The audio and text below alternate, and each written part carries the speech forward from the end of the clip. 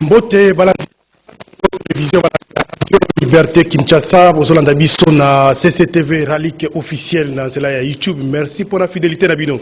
Donc vous allez le mardi 28 décembre 2021 pour la deuxième semaine. Il y a rendez-vous des auditeurs, rendez-vous matinal, rendez-vous politique. Donc vous allez chaque matin. C'est avec invité, dans le sujet, il y a politique, tout le sujet, social, économie, tout ça. Nous avons même pour partager ma canisse, vous avez yike, vous avez na Kinshasa, dans la province, il y a na YouTube, puis na Belgique, il y a na Canada. Merci beaucoup pour la fidélité Nabino. Ce dossier a tourné à Mokonzi Mboka, président République na Grand Kassai,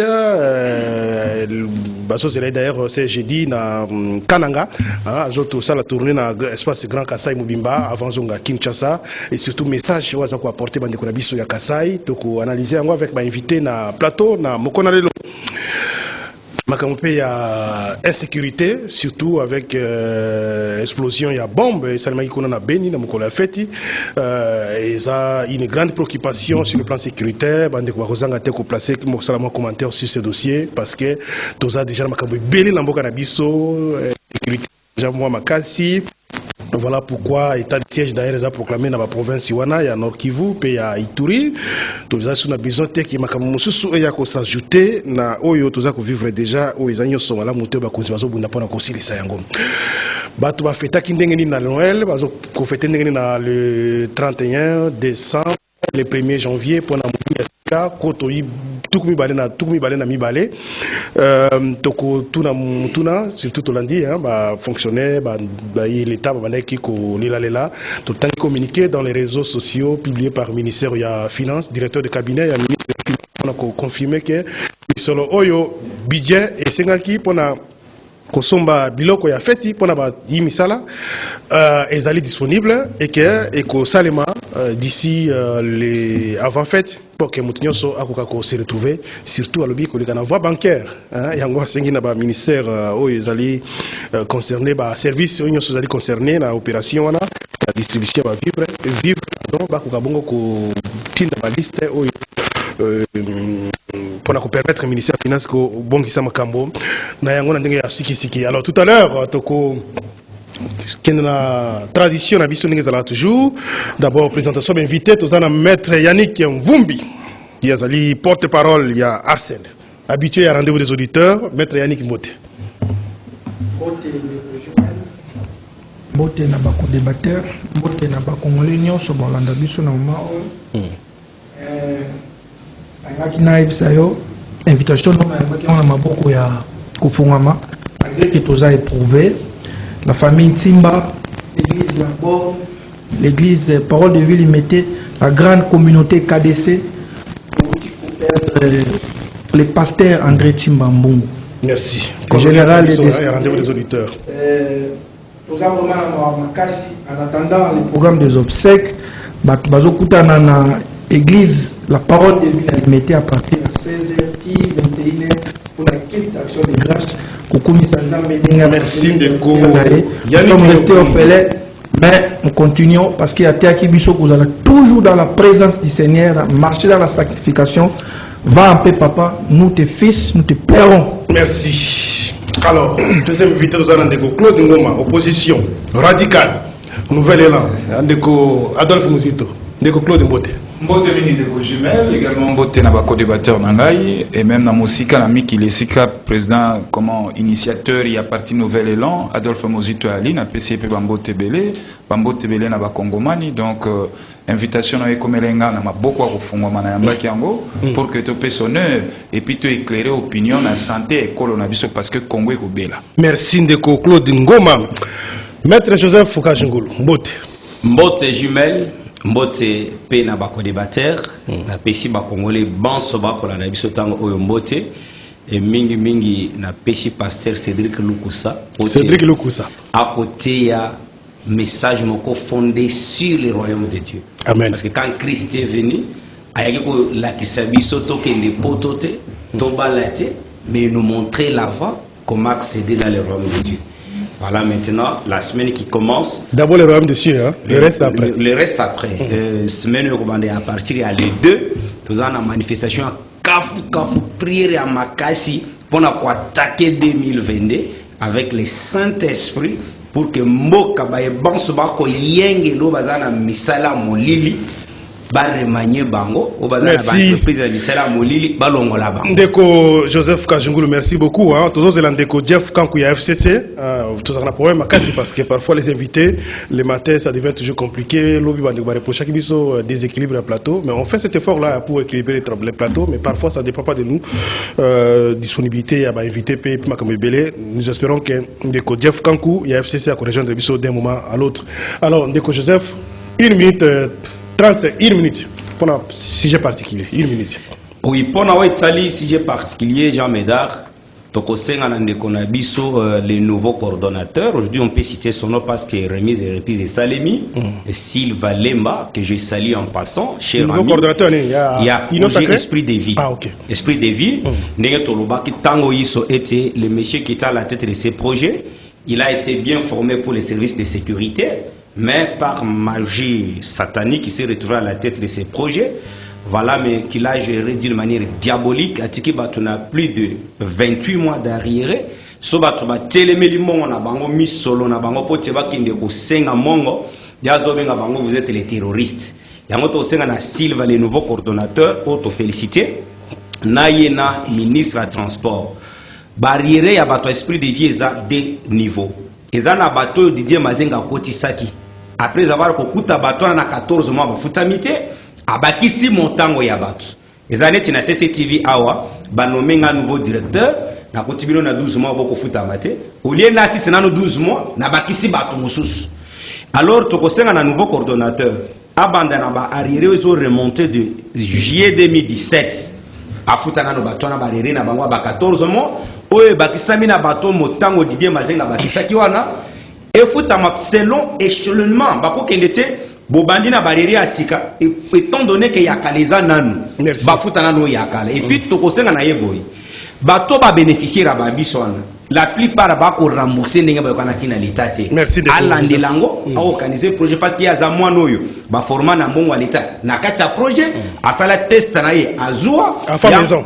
Enfant maison, yango toza na devoir à soutenir rien même de loin. Merci Ndeko Joseph Kajungulu. Ndeko Claude Ngomba, 1 minute sujet particulier.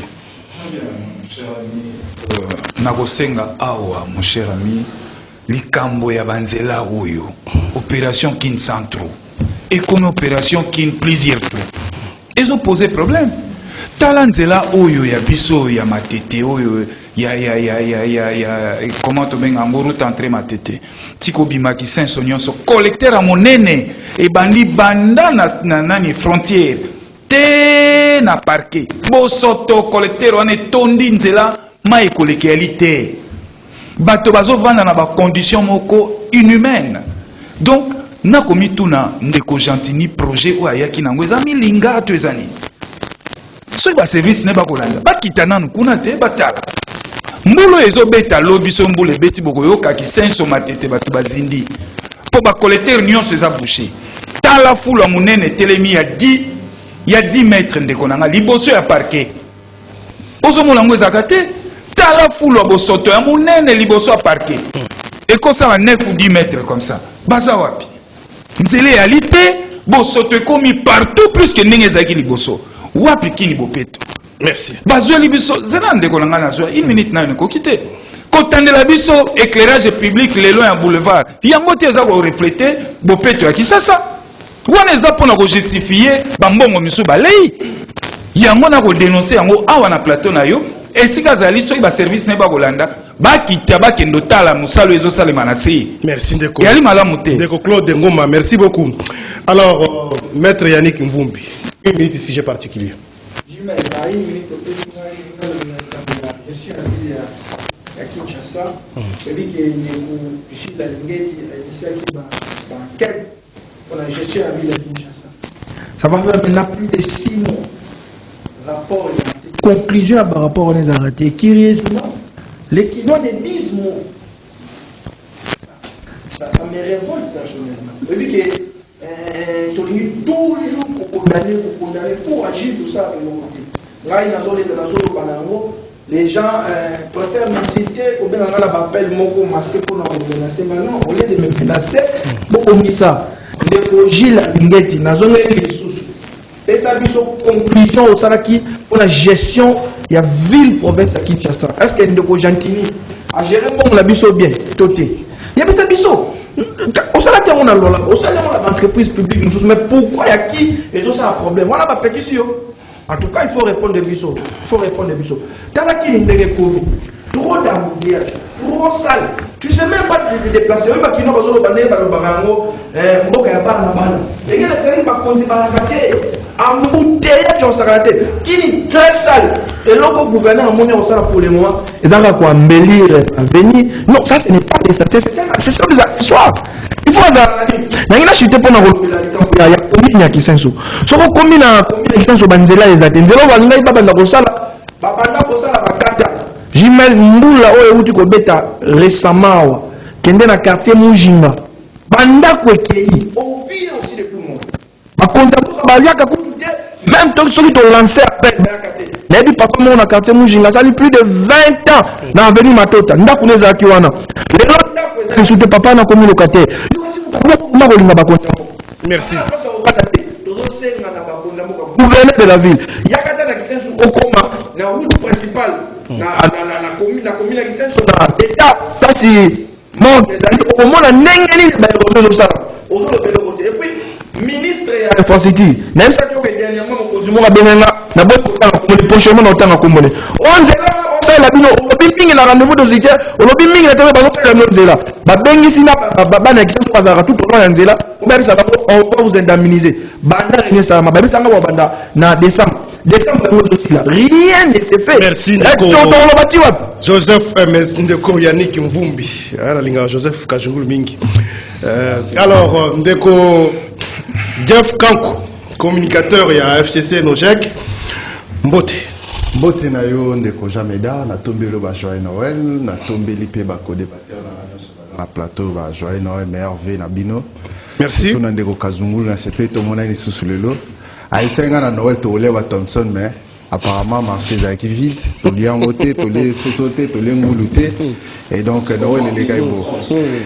Alors rapidement dans la minute sujet particulier.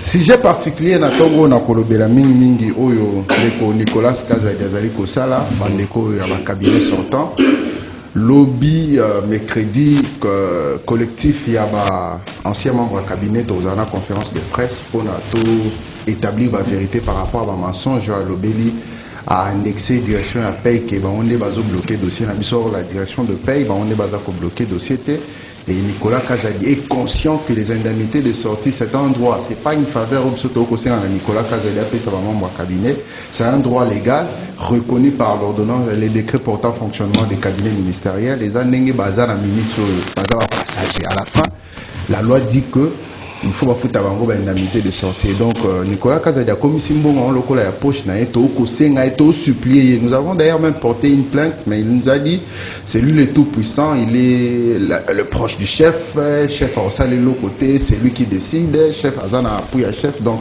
nous demandons au président de la République qui osera préoccuper papa et d'ordonner à monsieur Nicolas Kazadi de payer nos indemnités de sortie. C'est un droit. C'est pas une faveur. Merci Ndeko Jeff Kankou, toza côté anniversaire na banse wazo na mokolo ya mbotama ya lelo toza le 28 décembre 2021 wazo célébrer journée oyo soit naissance soit mariage na bango notamment na président Moïse Katumbi Chapwe et puis wazo célébrer anniversaire na lelo quoi qu'après tournée ya Lubumbashi tournée ya espace kuna na niveau ya Chopo na Kisangani particulièrement Zongi Mboka Zapé Moulandi Mounene a rendez-vous des auditeurs. Tout salut avec l'équipe de communication de AFB réalisation. Géry Mboka va collecter moi image, va lancer l'image soufflé.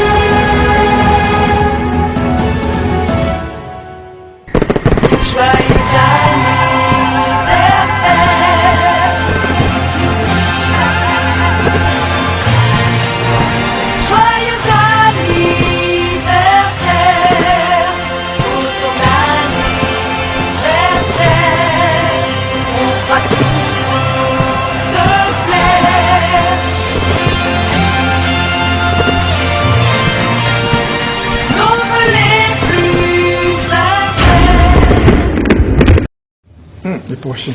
Voilà, 57 ans d'âge, il y a président Moïse Katumbi, Totomé Naïl Soussou, joyeux anniversaire, mon qu'on a baladé, auditeurs. Merci beaucoup, place à Zolandabiso avec toute l'équipe.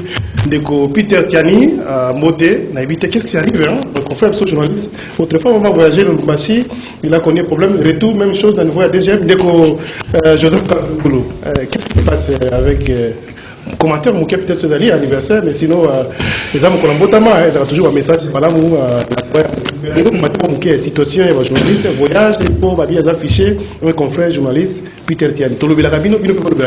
Bon, ok. Pour Moïse Katumbi, joyeux anniversaire. Il y a mon notamment Moutou.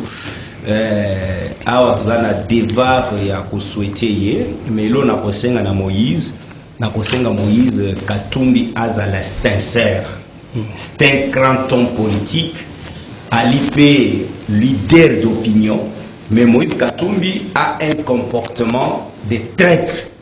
Ce que nous appelons politique, il y a Hesulun Koutou, il y a Ibou. Moïse, il vous dit autre chose, Naboutou, Moïse a un autre discours.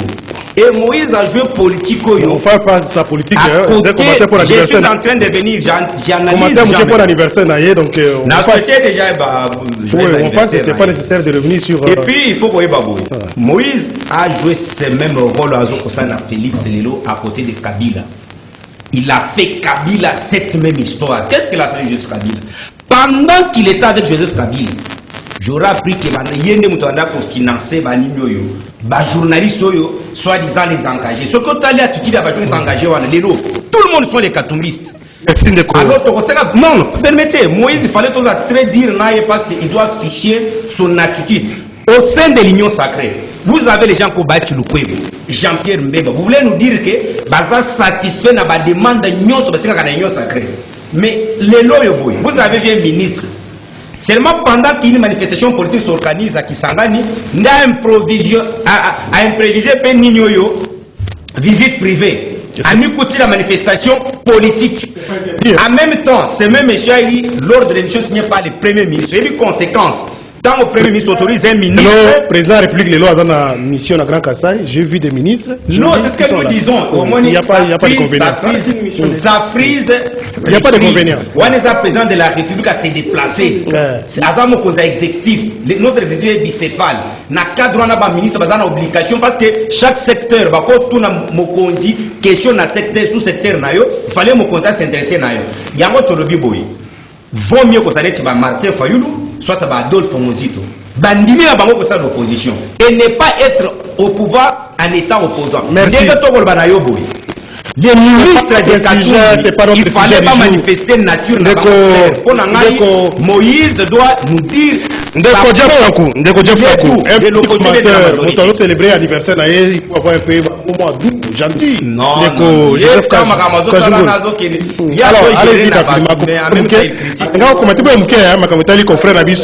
Peter Tiani, bousculé à l'aéroport, en voyage, tout comme dans le retour. Qu'est-ce qui se passe? Semble-t-il fiché pour avoir quoi? Au placement mon cœur, vous allez gérer ça.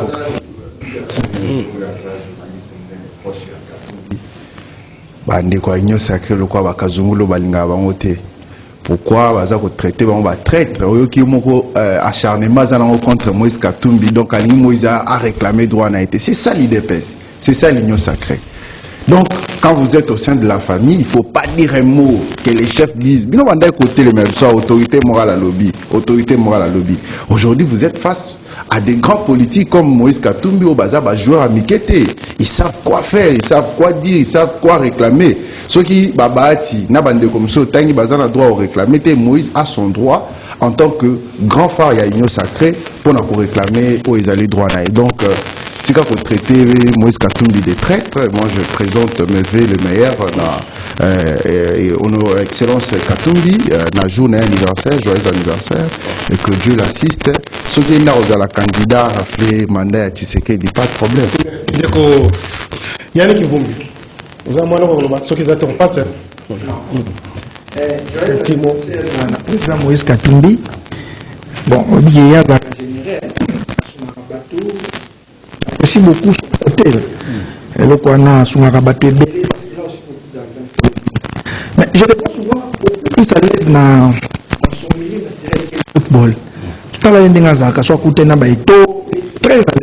Je le vois plutôt comme prochain président à CAF. Pourquoi pas Congolais mon politique ensemble. Si les contextes politiques, la dénonciation a toujours une hypocrisie politique. En tout cas, c'est depuis l'époque de Joseph Kabila. C'est lui qui finançait les manifestations de l'opposition alors qu'il était gouverneur proche de Joseph Kabila. C'est inacceptable. Vous voulez dire que c'est lui qui fait également, qui finance également l'activité musulmane. Regardez son comportement au sein de l'Union sacrée. Entre lui et comment il s'appelle, Martin Fayet, il n'y a pas de différence. Alors qu'il gère. Alors que j'ai dit que cadre nous sommes ensemble, ils ont attaqué des Kokabouya parce que le bilan vous allez partager. Ils sont membres de l'exécutif. Mais la ligne il y a juste un mot, juste un mot. Déjà, être candidat président de la République, il faut quand même un profil. Jumel, entre nous soit dit, Moïse Katumbi, à part son argent. S'il vous plaît, je suis sur les plans expertise. Je dis, à part son argent, qu'est-ce qu'il peut aussi offrir? S'il vous plaît, Jumel, nous chité. Prenez notre Moïse Katumbi. C'est à ce moment qu'il faut tous arracher quand on engage un débat pour la montée à continuer. Il faut quand même profil. Prenez Moïse Katumbi dans un débat contradictoire avec Jacques Merci. Non, on va les démolir. Prenez Moïse Katumbi avec non. Attendez, je vous arrête là, pardon, s'il vous plaît. De conclure, Goma. Moïse, qu'est-ce qu'il y a? Soyez calme, s'il vous plaît. Allez-y, Ndeko. Très bien, Ndeko Nangaï. Oui, justement, je vais souhaiter bon anniversaire, meilleurs vœux, président Moïse Katumbi. Nganazo reconnaître Naye, qualité un grand homme politique. Je ne vois pas beaucoup plus du côté pécunia, tout ça. Là, c'est rien, la monnaie, c'est rien, mais c'est d'abord la personne. Alors, Naoé Taliba, déclaration naïe politique, moi, je vais carrément lui demander de s'assumer. Tant Wandima qui a côté union sacrée, il est partisan de l'exécutif au Wana. Donc, tant que bilan de Kochilombo, Ezama B, Télé Loti 2023, Ozalama B, Nayama B, Bako Kabola Yango, Bango Nyonso. Na place que yé abanda ko sala déjà ba avance moko na ba déclaration politique comme quoi à se dédouaner il faut s'assumer ndeko président Bemba Gombo à s'assumer avant dernier à la carte exécutif pourquoi pas y donc na ko senga et président comment Moïse Katumbi na bi koza vraiment donc fidèle auditeur il y a rendez-vous des auditeurs na minute aux Jolanda Bisso donc s'assumer vous êtes un grand homme politique. Assumez-vous, vous êtes dans l'union sacrée, même t'es chaviré, même t'as beaucoup, binonios beaucoup kende longo. Merci Ndeko Claude Ngoma. Alors Ndeko Joseph Kajungulu. C'est une situation à Thompson, comme il parce que la dernière fois le 25 na rajoui appelle les belé, bah oui mais songi ça maître Joseph Kajungulu. Ah il s'est quand même comme Thompson, comme il y a Sofo. Qu'est-ce qui s'est passé jusque là toujours que les 30 hier, tu vas fêter, dans les traditions, mais ça n'est voilà, c'est vrai que notre point de vue d'abord un peu contraire, il faut qu'on tire ma pratique voilà, bon on peut donner ça même à monnaie, bon c'est pas interdit, là qui d'ailleurs communiqué à ministre des Finances, donc peut-être qu'il va beaucoup ça là transfert pour la fête il y a bateau dans la banque, c'est aussi une innovation. Alors, tout comme moi, je Thompson. Ok, Jean-Médard. Une minute, hein. On a souscrit un dossier à Moïse. Non, c'était pas un sujet du jour. Bilan et qu'on a partagé, c'est notre responsabilité. Écoutez, aussi, on a recadré une mission pour avancer. C'était pas notre sujet du jour. Nous avons pris 10 minutes. Hein? Parlons de ce qui est essentiel. Mais je prends dans mes secondes. Je prends dans mes secondes 2. Non, je vous en prie. Je vous en prie de vous. Toi, tu crains quoi? Vous avez été toujours quoi? Ça va, merci. Je t'honore seulement. Mais au Banguinine, qu'est-ce que tu crains? Et quand les Mokéba disent n'importe quoi, si les gens voulaient laisser passer. Excusez-moi, frère. Non. Il y a un répliquer et ça va nous prendre tout le temps. Ce n'est pas un. Mais d'ailleurs, je vais te demander qu'il y ait un débat. Tout ça, débat sur bateau, il va prétendre que ça va candidat président de la République. Pour tout à l'heure, et qu'est-ce qu'il va faire? Merci. Voilà. Ça, ok, ça va. Makamba Thompson, il fallait tous à la claire. Ici, Congolais va faire la mato ibala nangai. Pour votre information, lobby on m'informe ceci. Ministre, il y a économie, a outil qu'on réquisitionner maman moko congolaise pas dans la chambre froide dans les privés pour gérer dans moi quantité non je ne maîtrise papa na kozo le dossier à Moïse ozo mona nengo zolo kanga makam alors tant nazo pe ces formations na oya ko la kisasikoyo mabe action wana a réquisitionner maman moko ou azana ba chambre froide na ye asala azaka déjà na secteur wana ya ba surgelé pour à travers la chambre froide na ye ayengela mwa quantité ici komia wawa pour ateka mais ya mabe ya limuni ya bandeki ko senga na ba opérateur économique expatrié qui ba qui s'appuie ba respecter structure des prix carton ce qui a dit kilo ninge za la kanga moi j'ai pas d'expérience dans ce domaine et ça sur $10 sur $12 lobby ya l'un des communicateurs à Union Sacrée na ibisaka etango alikaka na ba média tango ministre annonça 27 000 tonnes abandi ko vilipande au bokolia boko na lobi mon chef faut faire très attention avec ces messieurs là. Est-ce que tu es sûr que ba Thomson na ko koma tous les 30 aux ana Congo lobby m'appelle bazo soki na société moko jeter le nom na limité awa o to komi awa place ba entreposant ba biloko réalité mes cartons yango za 30-40 $. J'ai dit mais pourquoi condamner ba expatriés bazaki na domaine parce qu'il fallait que ba Congolais ba sa différence. Déjà Thomson en Namibie, na place biso tumemaka ministre na Barcelone.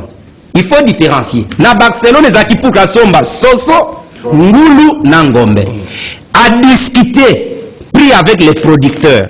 Sif Randi Matadi. Jusqu'au jour d'aujourd'hui, le gouvernement n'a déboursé aucun rond pour le dossier à Barcelone.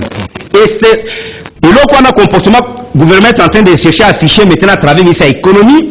Ça frise maintenant la relation avec les Congolais qui ont représenté un patronat composé de 120 000 entreprises. Place soit plutôt même ministre, loger une délégation na Mobimba, déplacement local, makambo tout, sauf bien na bango ba mi foutela. Makambo na mibi, bakene ki kosomba stock disponible ti. J'ai appris que basomi soki quota de pêche. Maintenant contrat, clause de contrat, Yannick est à côté de moi. Je reviens au pays. Vous avez le code civil congolais livre 3, les obligations, l'article 33. Les contrats légalement conclus tiennent lien de droit entre ce qu'ils ont fait. Ça comme conséquence, l'article 258 et 259. Lorsque vous composez vos cabinets, vous devez être accompagné avec les experts à la matière. Merci. Clause et contrat na bangwa na media et ça dès qu'il est le 31 décembre, et que l'État congolais a exécuté par une obligation que le contrat tombe caduc. Merci, que faire, permettez. Qu'est-ce qu'il faut faire? Il faut éviter les bêtises qui n'a projet esprit de vie. Il fallait prendre les Congolais qui évoluer dans cette terre à Sirgelé. S'il y a possibilité, il y a allègement fiscal dans l'accompagnement de l'État congolais, pour accompagner Bango. Bango Moutouaza déjà dans le professionnalisme, dans l'expertise. Vous avez pu un monsieur, et aussi, ministère de l'économie, il faut qu'on fasse un expert. Allez-y, vous trouvez à chaque jour plutôt, je m'excuse, Mabi Moulumba, le ministère pour couper sa orientation. Mais toi, n'engana yé ministre a réquisitionné comme les experts. Mais vous confiez bango ministère pour ekene liboso. Dans ces pays au jour d'aujourd'hui, vous avez deux grands économistes qu'il faut confier ces ministères-là. Vous avez Mabi Moulumba et Moukoko Samba pour mieux faire. Et ne pas vous nommer Moutou sans même un carnet d'adresse sur le plan international. C'est grave. Tous ces gens ont participé. Maman exécutif, premier ministre, tout ça, on ne sait pas si. Mais mon coco, quand il fait au ministère du budget, si tous nous connaissons les résultats. Qui ne connaît pas les résultats, il y a mon coco Samba, le ministère du budget. Vous avez plus de temps, Joseph. J'ai beaucoup de choses. Est-ce qu'il n'y a pas moyen, Jeff Kankou, Basoso, Taba, Ngoulou, on est étranger, est-ce que Daipen, nous avons la capacité à produire suffisamment Basoso? Est-ce qu'il n'y a pas moyen de faire la politique au niveau du ministère, au Bisso, secteur, le ministère de la pêche, élevage, oui. Qu'on favorise quand même, bateau, ça, comme ça, la wana, tout ça, à travers les pays, on ne peut pas collectionner ça pour nourrir le Congo, il faut toujours aller à l'étranger, et puis finalement, on se retrouve même réduit. Jumel, na kasa kita ondeko Kazungula lobaki na ba Congolais to fongola bato to karakasa ya nga sabiso lobby déjà 113 tonnes ya Thomson les eaux comme déjà lobby ya na ba chambre froide na biso ya Kinshasa ndenge de Abraham balongola na présidence soit à directeur il y a communication il y a présidence à Twitter ça là qui n'a page Facebook n'est que déjà 113 tonnes il y a Thompson déjà un apport il y a Matadi mais kolanda kaka explication de Kokazungulu na minute j'arrive à comprendre et j'assume ce que je dis qu'à la tête du pays nous avons des amateurs des gens non préparés pour la gestion de la res publica. On confie quelqu'un un ministère comme de l'économie. Quelqu'un qui n'a pas un carnet d'adresse Ndeko Yemorazo affirmé. Azan de quoi Union Sacrée, Ndeko ya AFDC. Ministère Waneza dirigé na AFDC. Professeur Bahati Lukobo, ministre de l'économie semble-t-il. A coquille jamais qu'on Tinda Mouto a yebi kazan expertise na économie te azui ba nommé loko la ministre économie. C'est la même chose à l'hydrocarbure avec Didier Boudimbu. Quelqu'un qui ne maîtrise pas la matière. C'est à lui qu'on confie un grand ministère, le ministère des Angers. Bah, PC ministère, il y a hydrocarbure, quelqu'un qui a fait 2 semaines seulement pour la formation, pas à la ministre. C'est ça la République aujourd'hui. La République est gérée par des amateurs. Mais le président de la République a eu la TNDNI. Est-ce que vous avez des chiffres, vous avez des parce que nous avons des gens qui ne maîtrisent pas le secteur, mais va confier au ministère au nom de la famille politique, au nom de l'Union sacrée. C'est pourquoi nous pataugeons. C'est pourquoi l'action du programme du gouvernement patauge. Parce qu'il n'y a pas des experts, des gens non, basés en expertise, mon côté atteint un secteur, mon côté. Et ce sont des gens pareils, mais va confier gestion en Boka. C'est pourquoi le peuple doit sanctionner. Batoyo. Les gens, Joseph Kazungu nous parle de 27 000 tonnes. Parce qu'on nous parlait de 113 000 tonnes. C'est ça, Abraham. Quand on a Twitter, Abraham, c'est ce qu'Abraham nous a dit. 113 000 tonnes, il y a Thompson, Basirgelé et Zokota na Kinshasa. Balakisi na ba image. Le pouvoir actuel est habitué au mensonge. Bazoko sa peuple, Bazakozoba. Mais le peuple est conscient aujourd'hui que Bozoko ça et vous n'allez pas passer en 2023 par vos mensonges, par Maloukuta Labino. FCC. Ndeko Yannick Mvumbi. Est-ce qu'il n'y a pas moyen pour valoriser dans la politique de Bissau? Tout qu'on est toujours continuer à consommer ma bisi, consommer ma soso, consommer ma ngoulou, libana avocat. Jumel, pour des raisons personnelles, je n'ai pas voulu trop aborder la question de Bambisi. Non, mais c'est important parce que les lots. Oui. Moi j'ai autant d'appels, messages. Le gouvernement a un rôle à se substituer dans l'importateur. En tout cas, côté on a des raisons personnelles. Donc maintenant, la question est les Congolais, est-ce que fêter Noël Malamou, autant que le ministre des Finances, je crois que c'est important pour la zone. Jumel, au moins, ça va faire maintenant plus de 10 ans. Les Congolais vont péter sous Malamouté. Ça, il faut condamner. Chaque année, au moins, on a un mois dès qu'il est à l'eau sur moi, soso. Na sali ba texte belé les origines de l'établissement public en Boka et puis je cite ici les statuts du personnel. Il y a plusieurs établissements publics qui participent, mais aussi les conventions collectives. On a parmi les avantages sociaux, il y a le mot 13e mois. Et généralement, employé bizarre parce que ce qu'on a sur le légisme, c'est pas que réduire la gratification, réduire la soso. 13e mois outre mois il y a décembre. On dit que tout le monde, tous les Congolais dit que décembre nous va dépenser à mingi. Na texte va ajouter 13e mois. C'est-à-dire l'équivalent à salaire naïe. Et ça fait que on ça soso, qu'on ça loso, qu'on ça Thompson. Non. Faut qu'on foute un bon naïe.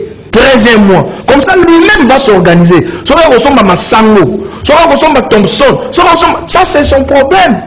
Mais très souvent, les gens, l'employeur, l'État congolais, en l'occurrence ici, va déclarer un peu qu'on viole les principes. Et au moins, c'est pas l'initiative du ministre des Finances, l'élo. Pas foutre à par voie bancaire. Parce que maintenant, on a reconnu, il y a un fichier à l'État. Surtout, on a 500 000 francs. 13e mois, c'est 500 000 francs. Donc, on paie sur 500 000, plus 500 000. Et ça, il y a 1 million. Il y a 1 million.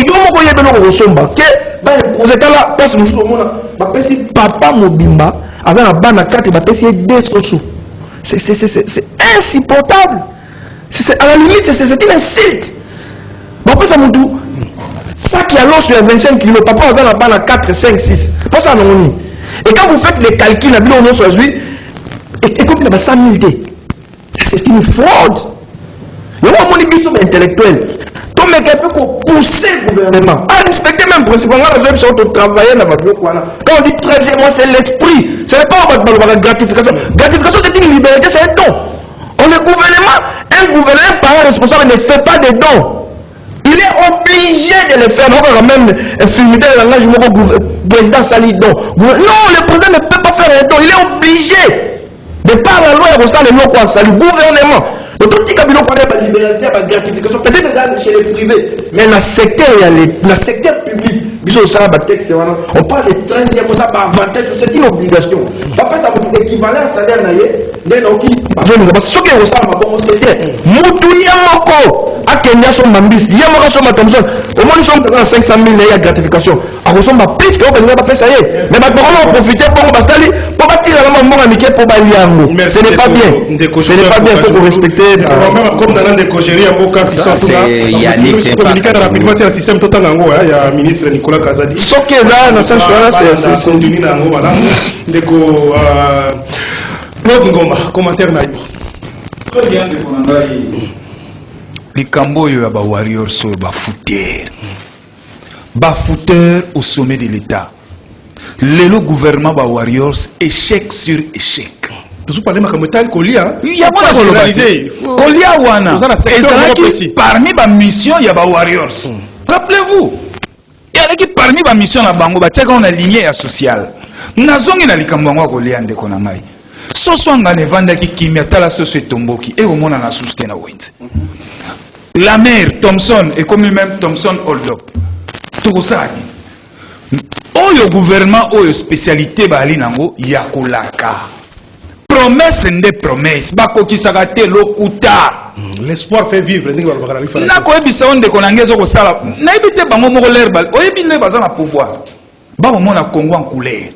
Mukolo ba ko longwa na ba ministre bazaki na l'herbe longo Congo est comme noir blanc. Ba te fo ba yebango. Kolia ya po moto alia et ali kakate ministre la fois kende. Na sepeli na sincérité bande ko ngai ya majorité ya pouvoir. Pourquoi? Parce que ministre ya koki ko substituer ko se substituer na ba importateur. Ça c'était bien dit na bande ko nanga et ça c'est logique. Tina ni ne sengela ki na bango ba kende ko bundana ko swana kana ba importateur. Non, il y a ceci mon cher. Na niveau congolais alia bien. Ba production ça les mains. Yango na zo ya te po congolais lelo alia midi pourquoi? Alia bien. Et sengel na biso ndeko Chilombo apesa biso de manière claire sa politique sur l'agriculture et l'élevage. Tilelo ndeko Chilombo za na mai ba fleuve na biso nazo yende ko na mai. Et en attendant ndeko Chilombo ati ya politique na ye ya social. Pas za ngote.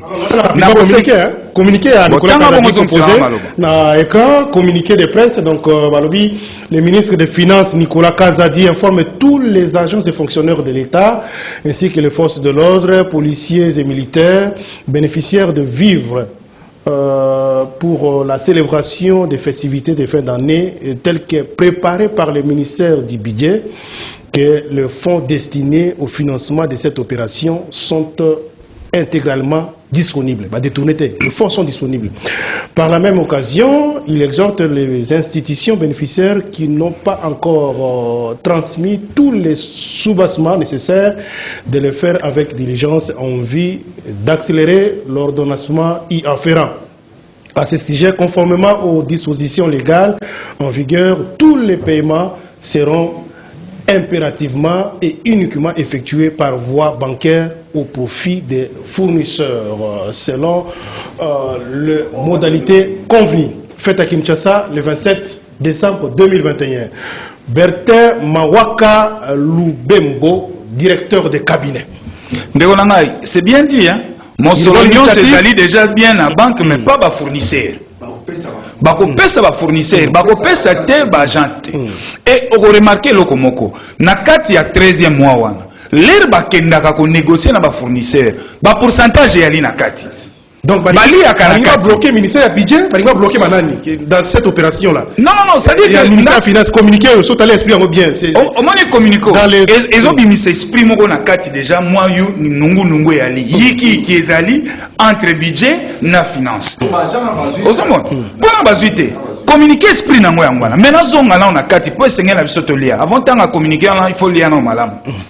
Au moins, na bisoto lo baranini. Pour Congolais lia midi tongo pourquoi? L'État sengeli naye à définir politique il y a subventionnement sur tous les produits de première nécessité. C'est là oui, je sais parce qu'on a pris beaucoup de temps. Oui, j'arrive. Aux une minute na zongi là. Sur tous les produits de première nécessité, pas battre l'État la RDC a seulement la trois domaines à retirer bas prix. L'eau, l'électricité, le transport. Mais pourquoi pas l'État pour un souci à Congomani? A comme un monopole à côté de prix, c'est-à-dire base la loi sur le commerce en RDC, bâtiment dans le Parlement, l'on les a révisité, n'est-ce pas révisité en 2016. Cette fois-là maintenant, pèse dans l'État ma coquille au Essengeli pour que banda côté de prix, mais également au sein de l'État aussi, yépe ayeba ko subventionné. Donc assiette fiscale naé, il faut ça costaud. Pour qu'en contrepartie, Atala ou Etali douane a allégé la taxe moussoussou. Merci. Donc voilà un peu machine de Ngoma. Je voudrais, avant tout peut-être si j'ai moussou, c'est peut-être pas utile pour le moment. Tout ce qu'on a communiqué dans le Joseph Kajugoul. Vous avez juriste, avocat, tant au contenu, aux autres décélénines, n'a qu'à communiquer. D'abord, on affirme que les fonds sont disponibles, tels que préparés par le ministère du budget. Et deuxième chose, on dit, bon, on va transférer directement, uniquement vers les fournisseurs. Donc, il y a sur la vanité. Qu'est-ce qu'il y a de l'esprit? Oui. Je vais demander à Tam. Tant qu'il y a des médias, il faut chercher à s'informer. On peut même clôturer l'émission avec ces sujets. Moi, je ne suis pas membre du cabinet du ministère de l'économie pour dire ce que non. Nakoloba et n'a confirmé arrivé à 27 000 tonnes. Non, va demander au ministère du cabinet. On a la question de Joseph Kajungulu, lobby à Koumisaki, ministre de l'économie. Le lobby à Koumisaki. Bon, je suis en train de venir. Ah, nous faisons les analyses. Oui. Ce n'est pas qu'on a condamné le ministre. Nous condamnons l'action. Les gens doivent distinguer les choses. Pourquoi moi, par mes relations, j'ai amené le ministre de l'économie à Barcelone, à Thier devant. Voilà ce qu'il fallait faire dans ces domaines, Jean Médard. Parce que quand nous passons dans des médias, ce n'est pas toujours des critiques inutiles. Il faut proposer. Pourquoi nous insistons qu'il fallait utiliser les opérateurs économiques? Voilà l'avantage. Parce que, opérateur économique congolais, il y a des difficultés que na terrain, il y a une concurrence loyauté vis-à-vis des étrangers ou dans le secteur. Qu'est-ce qui se passe? Ces expatriés, tellement qu'ils passent des grosses commandes à travers le monde. Les opérateurs économiques congolais ne peuvent pas venir s'approvisionner ici. Tu vois la première difficulté. Deux missions ministre Azouaki, parce que là les gens doivent comprendre. Ministre Akendaki kosa la commerce. L'État ne peut pas commercer. Ministre Akendaki, il y a un Congolais qui est nommé à représenter le patronat espagnol par exemple. A facilité le ministre attaché à producteur pour donner l'occasion aux opérateurs économiques congolais de s'approvisionner. Merci. Et où est la mission? Il y a ma bêtise. Zoma ce qu'on a communiqué.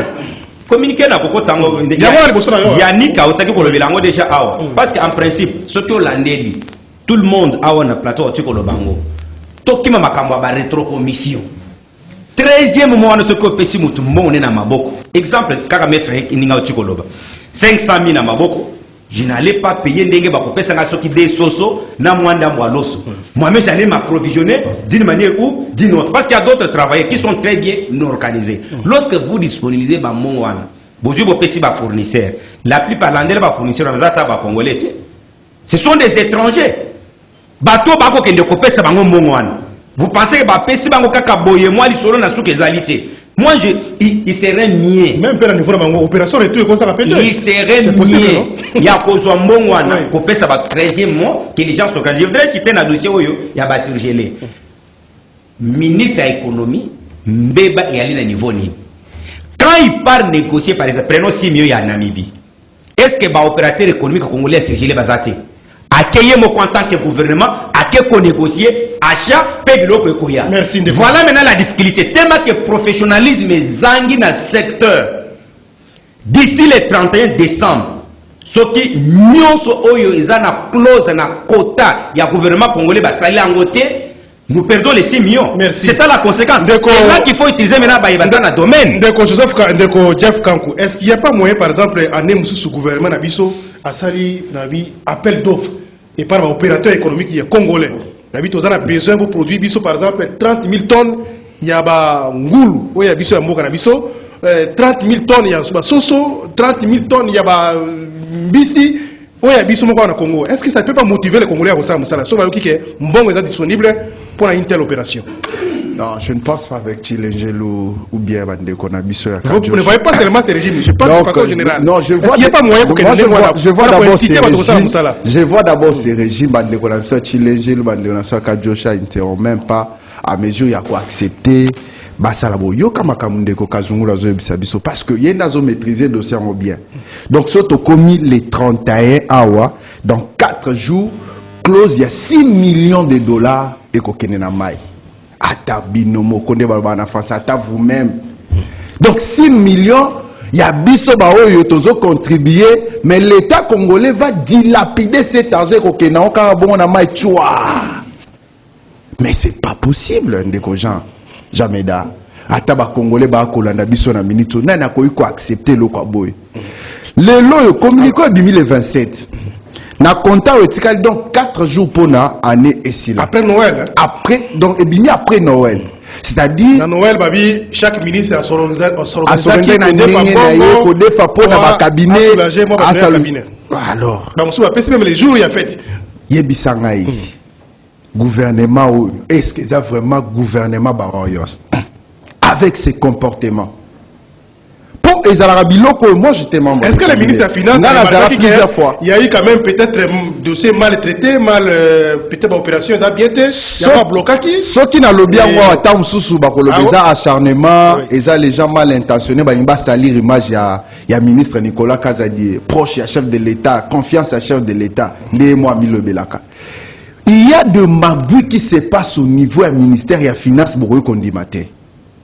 Il y a des dossiers où Nicolas Kazadazo c'est un rétro-commission, net dossier. Attention, avec réputation.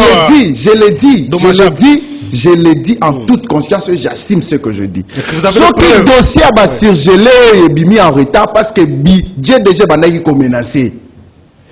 Il y a un moment où il va citer le ministère. Budget est menacé parce que est tenir responsable parce que va surgeler le comité. Parce que budget a se dédouaner dans le dossier le ministère de la finance n'est pas bloqué. Il y a un moment où on a communiqué dans le lobby tel que préparé par le ministère du budget. Donc, on va fêter Nanzala. Parce que on négocie rétro commission.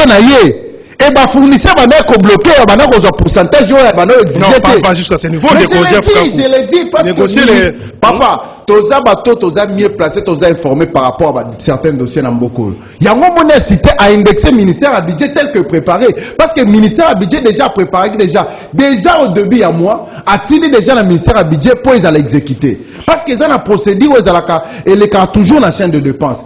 Et le ministère et la finance n'est bloqué qui dossier. Et bloqué dossier, il y a dans 4 jours. Bande quoi na ba fournisseur, ba koyala ba marchandise quand peut ba financer na ba ministère mu colonie. Pour ba tout balier dans les délais, pour ba fêter dans le premier, ils allaient dans le deuxième. Yannick, est-ce que communiquer pourquoi ba communiquer avant le 25 décembre était ça intervient après le 25 décembre alors que comment il y a déjà la pression il y a des ministères ils ont la difficulté à Misolo, il fallait ba ministre ba recourir au défa bongo pour voir quelque chose à la hâte ba baisser ba tuna bango. Budget qui est indexé, mais quand on a communiqué, ça veut dire que le budget a préparé qui déjà ma soit avant. Qu'est-ce qui s'est passé pour qu'ils aient exécuté? Est-ce que le ministre des Finances a dit qu'il y avait flou? Qu'est-ce qui s'est passé? Quand même dessiné autant à communiquer. Je constate déjà que le principe de vivre frais à caca, les vivres, tout ça, moi je pensais que Malongwe, ils sont toujours dans les principes. C'est que Batouazora l'osso, dans Bassoso. Deuxième principe, parce que le cabinet ministériel, et le ministre des Finances a dit que ça, parce que le ministre est responsable. le département nyonso basali ba monter dossier par exemple le ministre de développement rural secrétariat général ba structure nyonso ba monter dossier ba pesi ministre ya développement rural alors ba ministre nyonso tant ba monter dossier en termes ya mbongo tant ba disponibiliser mbongo c'est-à-dire ba ko mbongo na chaque ministère et ministre est responsable ya ko ordonner ko ordonnancer c'est-à-dire ko pesa autorisation par exemple net bateli ngai 1 million pour le ministère nanga ministre yeko afandi abina secrétariat général on pesa autant na structure on pesa autant mais l'esprit à communiquer il voulait éviter ça parce qu'il y avait aussi beaucoup de choses nous à l'époque on a connu beaucoup d'histoires mais il faut aussi savoir que bangonde baselango est-ce que magui aux alakaraté c'est tous les problèmes. Est-ce qu'il y a des balobi va couper directement là bas fournisseurs? Est-ce qu'ils n'ont pas négocié en amont avec ces fournisseurs là? Ça c'est tous les problèmes. Il y avait une rétroposition. Bas fournisseur wana kozala oyo budget doit contact ou bien vous avez fournisseur au ministère des Finances a eu contact. Bon, il faut dire que pour avoir travaillé on peut se mettre en minute na cabinet na membre qui là. Je crois que bateau dans la contact plus le ministère des Finances par expérience mais jumelle na ina zongo loko moko monitor bat balanda biso tout ça na moi 12 mois il y a pédagogique tout ça c'est une fille tout tchara na kati jumelle obi un moment so va na mboka o comme raisonner est-ce que ma moto tanga avant na kase za solo entre biso na Namibie banan bana ba poisson ebele ndio tanga na classe les lacs les plus poissonnés. Est-ce qu'il n'y a pas moyen que le gouvernement ait dit bon, bonne année, nous avons les gens qui ont Congo. C'est producteur, vous se préparez. C'est ça le vrai débat. On pousse les gens à travailler. C'est ça le. Je l'ai expérimenté avec les. On achète plus de blocs en c'est possible. Je vous dis, Namboka, poisson, bazo, cola, bazo, koufa. Moi, je l'ai expérimenté. Pour notre bateau de pêche, ça nous coûte combien? Ça peut encourager les gens. Jumelle, les bateaux de pêche quand vous Jumelle, les bateaux de pêche ce n'est pas plus de 2 millions. Mais pourquoi tu es incapable de recevoir un bateau de pêche pour te pêcher ma poisson? Tu as un poisson frais. Au moins, ndeko Moïse Katumbi, aouti ko laksa poisson moko azwa ki na nine. Bambi sa minene, ya na mimbi ko hôtel maté. Et très souvent ba na mimbi ba okama, je suis convaincu, ba okama ndenge ni bateau ba olongwa mboka na bango, ba so so mbisi pa na biso. Parce que tant ba na mimbi ba tanga ba savon que biso to l'équipe on a bambisi. Tout ça la boinga, tout ça la ni, Jumelle, c'est le vrai débat. Il faut maintenant. Il y a un problème. S'il vous plaît, il faut maintenant dans le ministère de l'économie. On a déjà cogité s'il a fait maintenant. Comment tu as ça là pour Thomson na biso moko. Merci. Parce que n'est pas ça. Moi j'ai l'expérimenté donc il a compêché ba mise kufa na mali. Merci Ndeko. Mais on a placé juste 30 secondes. Respectez 30 secondes aussi. Il y a le bipon à Bambi Tozana Ngwevele. Au Moni Congolais a même ministre à Barcelone. A encore une très grande entreprise pour représenter Awa. Asia négocier. Badiloko Italie par exemple bateau de pêche. Il y a zone qui est plus de 2 millions. Non. Ils ont un bateau de pêche qui consomme matin à moins il y a 1 million. Place Wapi, même les Espagnols, les Américains s'approvisionnent. Un prix compétitif à travers le monde. Mais tant qu'on a même bino à Barcelone, Bobete Sabo. Relation merci Ndeko Claude Ngoma. Lelo c'est vrai ministre qui va converser mongo directement par ma fournisseur to éviter ceux qui va fournisseur au budget qui contact ou bien au bango va sur contact nan to éviter mais probablement au ministère finance va contact mais si ko e ko sala mandenge nini na ba oyo ba defa ki ba mongo bazo c'est la ba ministre ba defa ki ba mongo pour Noël ba bito zo c'est la sang gouvernement zo ça mongo na budget et sous notre récupérer ba mongo na biso mais futa ba nyongo ba kusuka wapi siko et a passi gouvernement oyo nyongo kolaka promesse ezaka gouvernement oyebi na kotanga kombo entreprise wana awate bonne année ou utile ka ba fête utile kezaki na compagnie moko abu bazwaka e bambisi bazwe bambisi baloso tout ça la basoso telelo ba futete telelo nyongo yali dette intérieure nyongo yali lelo et que na koloba awa gouvernement ba betela biso masoloti na ba Facebook 4 bateaux de pêche yé to mona yango te mona mobali omso azo leka na ba YouTube autour to pêcher ba mami wata na ba ni ba mona na te bakenda mais banani bazo bloquer makambo ngo ah ouais c'est l'initiative mais on ne comprend pas ah c'est likambo ko bloquer té au moni bisolère to en opposition toujours ta la foutere nyonso surtout opposition molimo il faut échouer au moni IDPS mabene yango ya nini IDPS ça sera ko opposition pour na kotumba ba pine na balabala ayekola quitter la gestion ya la Républica atikalo ekola ngote yebisanga bandeko balobi ya bateau de pêche. Moi je vous mets quiconque à défi bateau de pêche oyoya simple semi-professionnel. J'arrive. J'arrive. Bateau de pêche semi-professionnel. Mais c'est à 375 000. 375 000. Oui. Non. Plus on va découvrir moi après. Attendez. Chinois zolo bambisi. Semi-professionnel oui.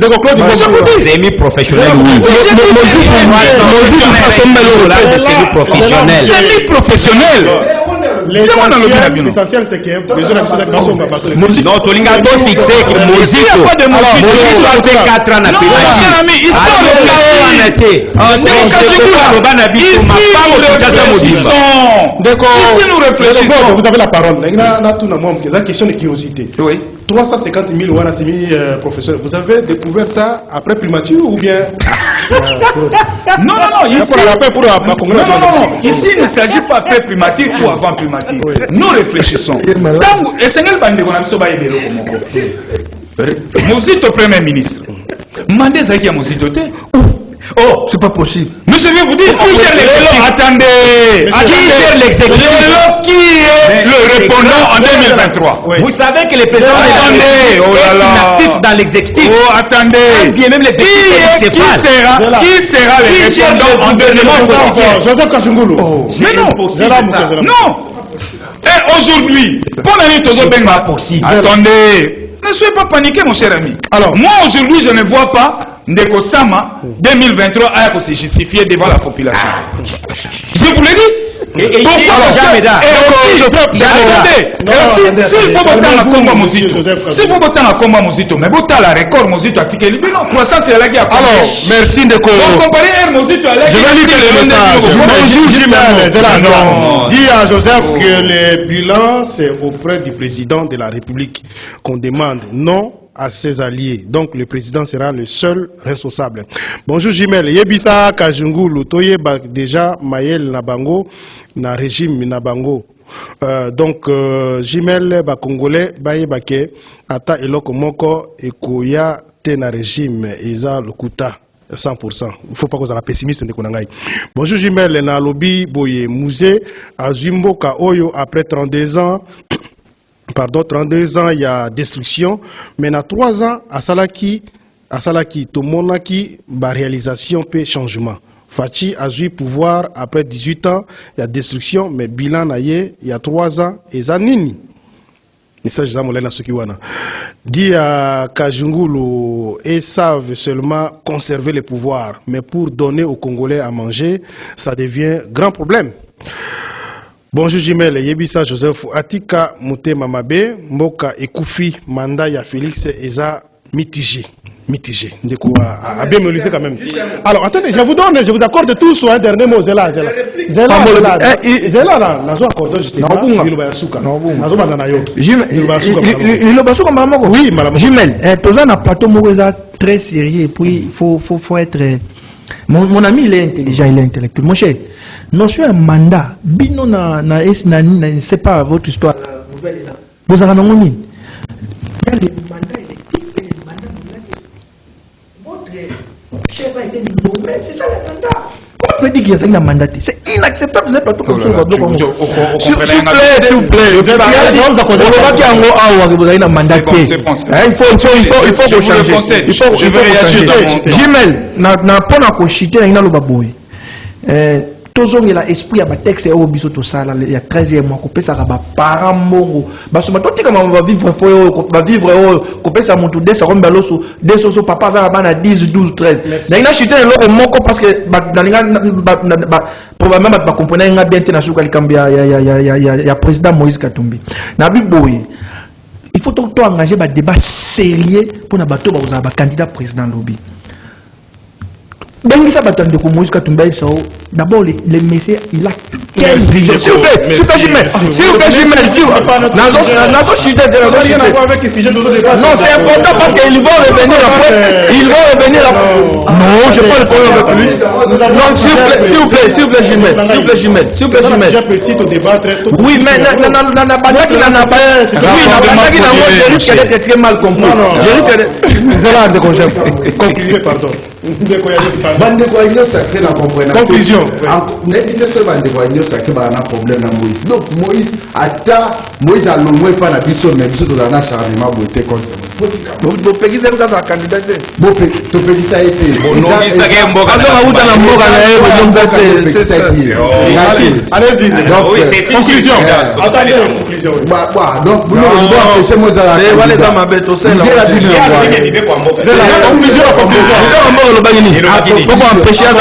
Conclusion. Tozana bandeko baza pour maîtriser le secteur et la gestion et en toza pour tourner dans le rond et les lots baza pour lukaba boire la responsabilité là-bas les comme sous les lots de kokazumula au fait ça biso ba révélation très grave aux populations ba pour la biso la télé donc les 30 décembre 6 millions de dollars et zo kene na mai cho na mibia zo zongo ya ofele to lembi cité ata qui Karakasa a pas moyen na Bibi to donc 6 millions faut que les cas brûlent. Donc nous avons face de nous les gens au bazar qui ont souci à peuple. Merci de conclure la souffrance. De conclure ma conclusion. Conclusion ngeza moko na réagir mbangu mandat ezali mandat ya mozito télé na lobaki yango. C'est vrai que yo en long et à large, OK ko éclater mandat électif na mandat nominatif. Mais ngaya na zo lobila mandat électif. Donc, awa charge Zayandeko Chilombo. L'air a coquité. Pas plus tard que Utiolanda, secrétaire général, il y a eu de pèse. À l'obininique, mandat o ekozalo wana président Bemba, na président Moïse. Oyoki batangi na kati kombo ya Sama. Batangi patron na yi. Parce que Aza lié naï, n'est-ce pas? Merci. Et donc, awana lobelo comme on a ochité, affaire à Soso et à Masolo à Pamba. Affaire à Poisson et Goyakate. Merci. Donc, on est à l'ocouter régime de conclusion. 30 secondes, respectez le temps pour tout ça, monsieur. Si nous avons des constitutions, n'a pas concept, il y a gestion, il y a république. Il y a les sons. Moi, je propose tout de suite. Lorsque donc, il veut nous dire ceci. Les 4 ans, il y a primature, il y a Mozitoana. Kabila a échoué dans la primature. Mozito, il y a Longaki. Ma pango Kinshasa, c'est long, j'ai coco. Attendez, il conclut. Je suis en train de. Non. Ayez du respect. Voilà ce que Merci. Voilà ce que je suis en train de proposer. Ok, c'est bon. Jamais je suis en train de proposer ceci. Comme ça, c'est une confusion, pas seulement chez lui, même à l'auditeur Mokwa Lobaki. Je propose le régime présidentiel encadré. Pourquoi je l'ai dit? Ce qui chef de quartier à Kakemi, président échoué. Alors, basculons dans un régime présidentiel encadré. Vous voyez que le président de la République, pour sanctionner mes ministres, il fallait que proposition et où t'es pas premier ministre. C'est grave ce qu'il dit. Yango Batonio sur ma gérant à Joseph Kabila. Merci beaucoup.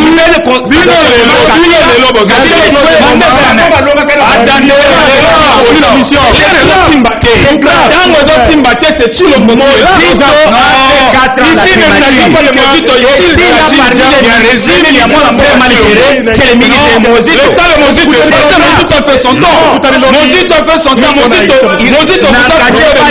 C'est une honte.